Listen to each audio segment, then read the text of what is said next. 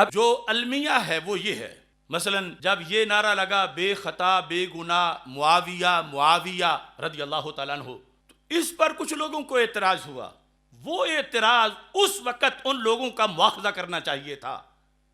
ہم نے تو کیا بھی تھا، کہ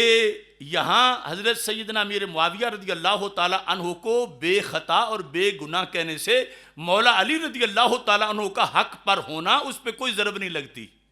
وہ اپنی جگہ حق پر ہیں اور یہ بھی بے خطا بے گناہ ہیں، کیونکہ ان کا گناہ اور خطا بمانا گناہ تب ہوتا جب ابتدائے اجتہاد میں ان کے دل میں دنیا ہوتی، تو پھر حضرت امیر معاویہ رضی اللہ تعالیٰ عنہ کے لحاظ سے یہ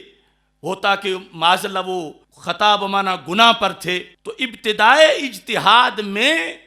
شرف صحبت کو سامنے رکھتے ہوئے کہ جن کی تجلیات 14 صدیاں بعد بھی دلوں کو روشن کر رہی ہے،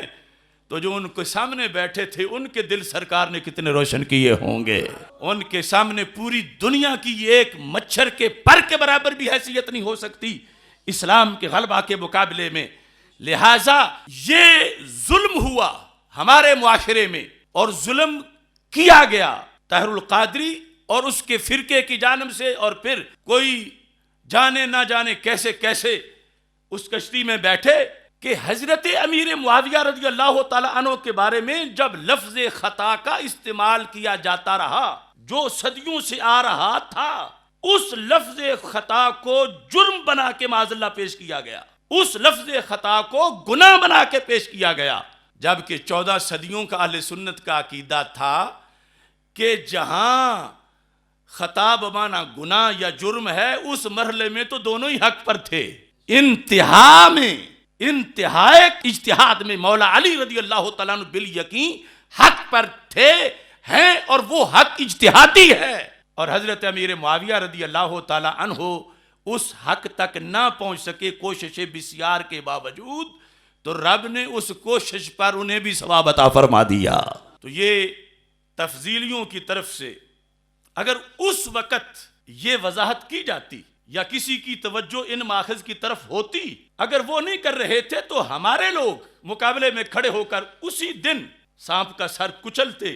جو غلطی پھیلا رہا تھا، تو آج یہ عوام کو عجیب و غریب معلوم نہ ہوتا۔ عوام جو ہیں وہ بیاج کو پیاج نہ بناتے، بلکہ عوام تو بالآخر سمجھ گئے، لیکن جن خواص نے سمجھانا تھا وہ پتہ نہیں، خدا کرے ملے پیر کو بھی یہ توفیق، وہ دوسری جانب نکل گئے۔ جس وقت سیدہ عائشہ صدیقہ رضی اللہ تعالی عنہا کی خطا کا ذکر کیا جاتا رہا، اور ظاہر ہے کہ 14 صدیوں میں جب بحث ہوئی تو حق اور خطا یہ جو آخری مرحلے کا ہے،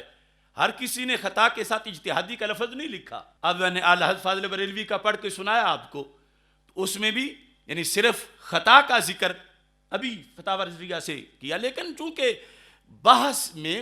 پتہ ہے کہ کس درجے پہ ہو رہی ہے اور اس کے مسلمات کیا ہیں، اب یہاں پر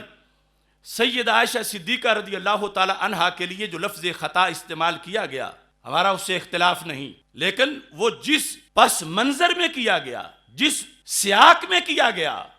اگر وہ اس وقت معاشرے کو بتایا جاتا تو سیدہ طیبہ طاہرہ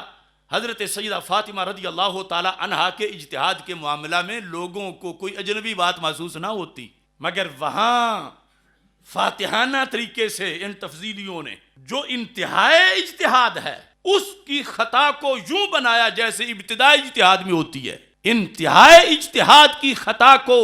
جرم بنایا، گناہ بنایا، معاذ اللہ اس کو قابل مذمت اور ملامت بنایا۔ یہ پوری دھاندلی تھی اہل سنت و جماعت کے ساتھ، تب لوگوں کے ذہن ایسے ہو گئے کہ خطا اجتہادی تو جرم ہوتا ہے،